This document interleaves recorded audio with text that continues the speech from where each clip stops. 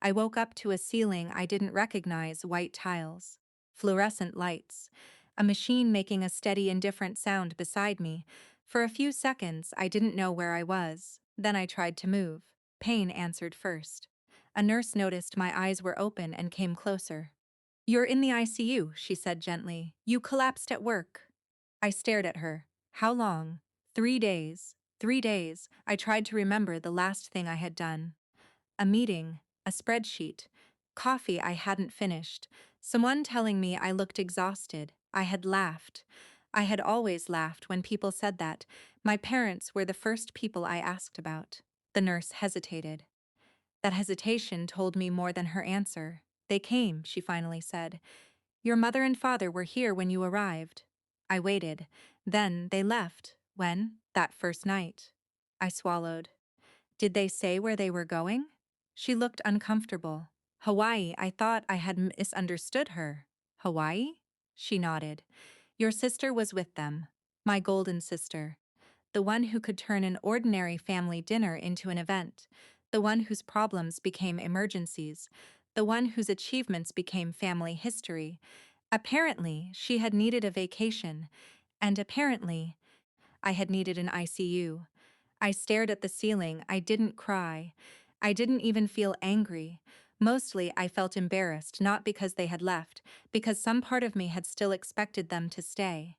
That was the part that hurt. The next few days passed strangely. I slept. I woke. I slept again. My coworkers sent messages, some I barely remembered. One woman from accounting came after her shift and sat beside my bed for 20 minutes. She didn't ask me to respond. She just talked about ordinary things: a broken printer, a manager's terrible coffee, the weather.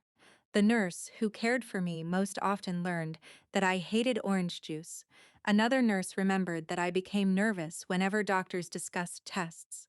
Then there was Daniel. I knew Daniel from work, barely. We had once worked on the same project.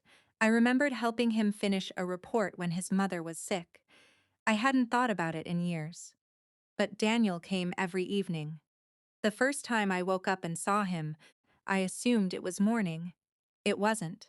He was sitting in the corner. "You're awake," he said. I nodded. "Why are you here?" He looked almost surprised by the question. "Because you're here." That answer stayed with me.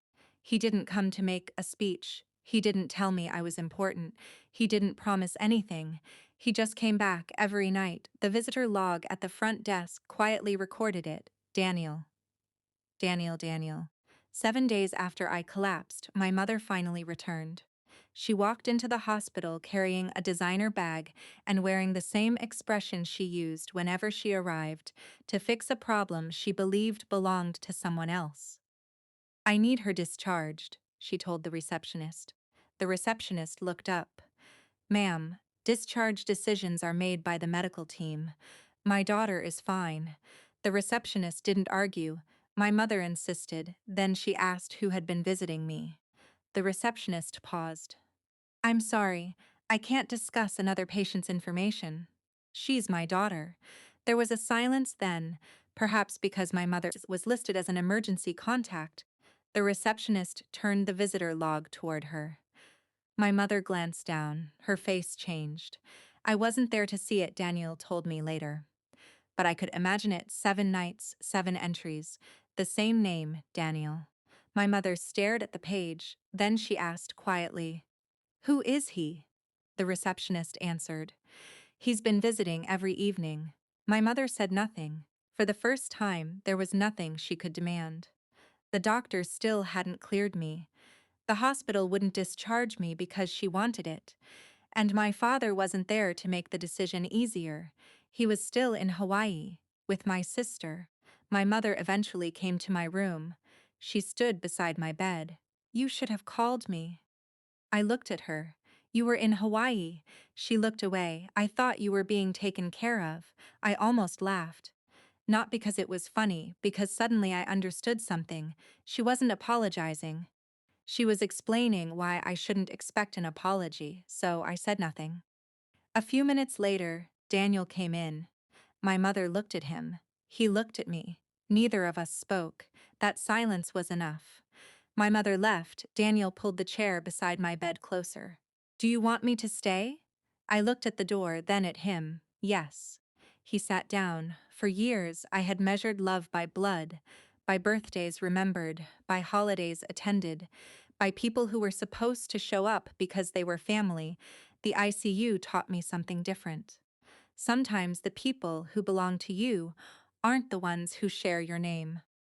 They're the ones who notice you're missing, the ones who come back, the ones who sit beside you when there's nothing to gain.